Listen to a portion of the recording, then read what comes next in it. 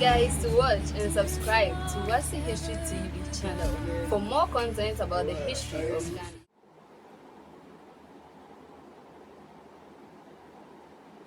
Hi there. Today I want us to look at the last, the last lesson on the transatlantic slave trade, and then I will bring the discussion on the transatlantic slave trade to an end, and that is what we are going to look at today. So today, the topic for today is the contribution of slaves to the African diaspora, or to the New World, as we have already known. We have discussed the effect of slave trade on the West African people, to be precise, Ghana, and we saw the effect. However, we are going to look at the contribution, this time not the effect that the slave trade brought to the New World, but rather the contributions that this slave trade brought to the New World. And basically, that is what we are going to look at. So let's begin with our lesson objectives for today. And so by the end of this lesson, we should be able to discuss the contribution of slaves to the development of the African diaspora, or to the development of the New World. So what has been the contribution of these slaves who were taken from Africa to the New World? What was their contribution to the New World? And basically, of course, that is what we will be looking at today. So let's start with the lesson. So let's look at the first contributions of slaves to the New World, or the diaspora. The first one we have is that these slaves contributed to the development of the New World in the field of population. So it led to an increase in population in the Caribbean as well as the Americas, where these slaves were taken to. So let's take a look at the concrete examples. If you look at a Caribbean country like Barbados, in 1645, Barbados had only 6,000 African slaves, as against 40,000 Europeans in 1645. Now let's look at it. 40 years later, what happened was that there were 46,000 Africans, and most of these were slaves and then of course descendants of slaves, as against 20,000 Europeans. So you can imagine, and that should also give you a clue as to why, when you look at the population of Barbados today, most of them are blacks because of this phenomenon. So let's look at the next one. Again, we also have another example. In the US, at the time of their independence in 1774, the African population was pegged at 700,000. Of course, that was, at the time of their independence. After the independence, in 1790, this 700,000 shot up to 757,208 out of 3,929,214 American population, the whole of the USA. And so that should tell you the importance of these slaves to the New World, how they help to increase in their, of course, population, growth. Let's also not forget that we have already indicated that this was an effect or an impact on the West African people. Let's not forget that this being a contribution was an effect, because in the case of West Africa, there was a population decrease as compared to what happened in the New World. Now, there was also infrastructure development. So these slaves also helped they are masters and the New World in the field of infrastructure. You know, they were the source of labor for the construction of some of the mega, buildings, great cities, railways, public buildings, highways, a lot of these big things that you see in Europe. These, slaves were actually part of the whole, process, because their sweat was used to, you know, uh, um, um, um, work on these mega infrastructure. They were forced to work in these areas. Good. So let's look at the next one. Now, in the field of art, we can also say that in the field of art, the slaves also contributed immensely in the field of art. We can mention people like Phyllis Whitley. Phyllis, of course, Whitley was a woman, and that is the image you found here. He was a famous African American poet. Okay, now she was the author of a published book of poetry. Okay, so he published a book, of course, full of poetry. Okay, now she was born in West Africa.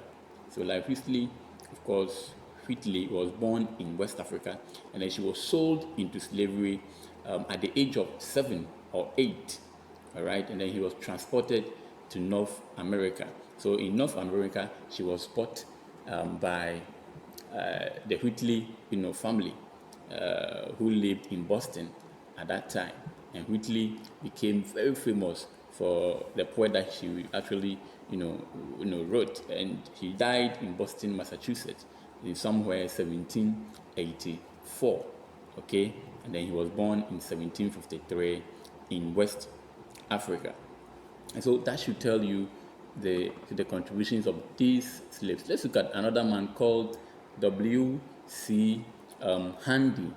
W.C. Handy also is considered as the father of blues. And if you see the image down here with the coat and the trumpet, that's what, of course, W.C. Handy, is. And he was also an American composer and a musician. All right, he was one of the most influential songwriters, okay, in the United States, and one of the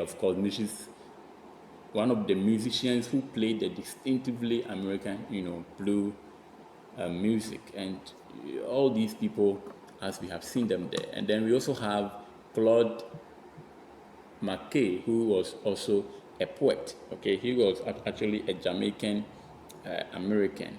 Okay, he was a writer, he was a poet, and he actually took part. He was a central figure in the Harlem, Renaissance in the USA. Then we have Louis Armstrong, and Louis Armstrong was also very, very, very, very an important, of course, person. His full name was Louis Daniel Armstrong, and he was also influential figure in jazz, in jazz music, and his career spanned 5 decades and in different, eras in the history, of jazz. He was born in Louisiana, in the United States, and then he died in Corona, in New York, of course, in the year 1971. So that is that. And then we also have W.E.B. Du Bois, and Du Bois is the first man over there. And Du Bois is considered as the father of Pan-Africanism.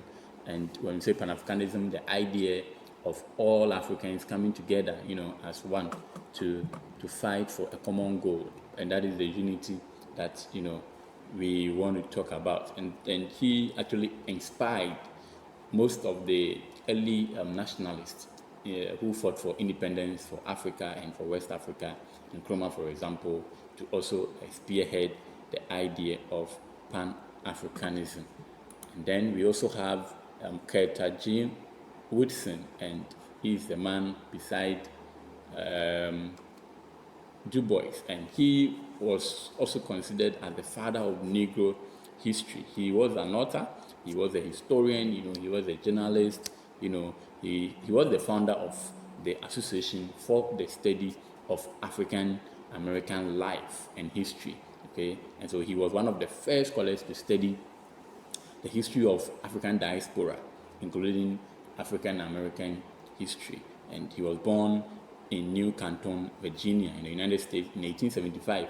Okay, and then died in Washington, of course, in 1950. And if you hear people say Black History Month, as it is being celebrated by the U.S. in February, you should, of course, pay allegiance to this man. So let's again continue with our discussion. Let's look at in the field of science and technology. Now, in the field of science and technology, too, we can talk about a certain man who also did remarkably.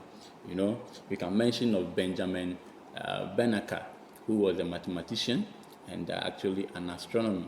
Okay, and of course, he was also a surveyor, you know, in some instance, and he was actually said that he was part of the member committee, of course, that was set up to survey and laid out the Washington, D.C. And of course, Banneker was born in Baltimore, in Maryland, in the United States, in 1731, right? And then he died in 1806 in Maryland, in the United States.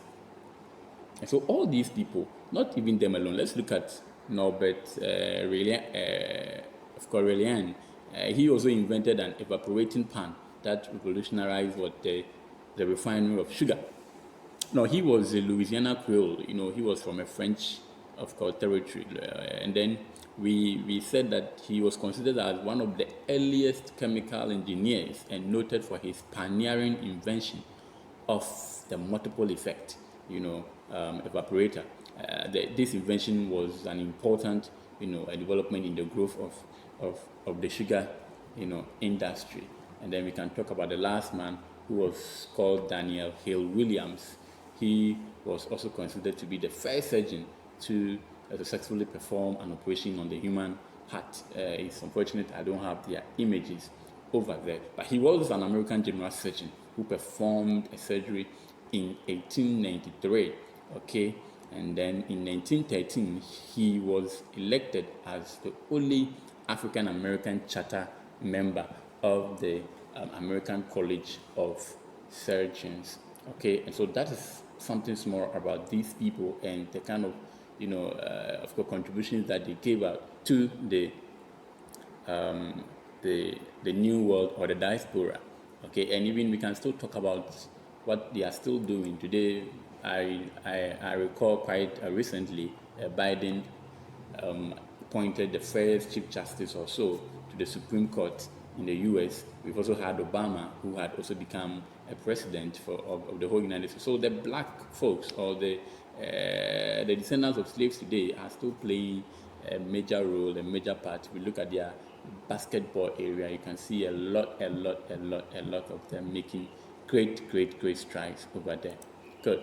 So let's look at the last contribution in the field of sports, and then of course politics. So like in politics, as I already mentioned, we can talk about, of course, Obama, and then, you know, there are other important people who have actually taken, you know, their place in politics. So in politics, we can talk about Robert C.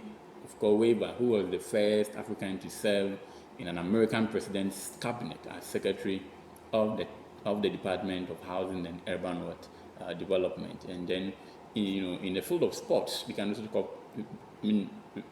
talk about Jesse Owens, who also became the first man to win 4 gold medals in the 1936 Munich Olympic Games. And that's the image you find over there. And like I said, in the field of sports, if you look at even today, the American basketball, you know, teams, you realize that a lot of them are blacks.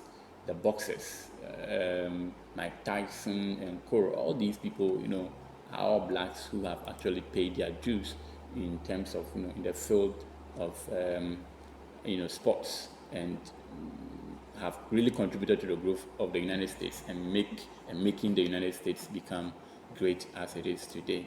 Good. So we will end here with our discussion. I hope you enjoyed yourself. try your hands on this. Identify any 5 ways by which the Europeans and Ghanaians profited from the transatlantic slave trade. And this was a May-June WASSCE question, the West African Examination Council, of course, question in 2016. Good. Thank you very much for your time, and I would like to see you some other time again. Subscribe to the channel and recommend it to your friends. Bye-bye. WASSCE History TV, first of all equals.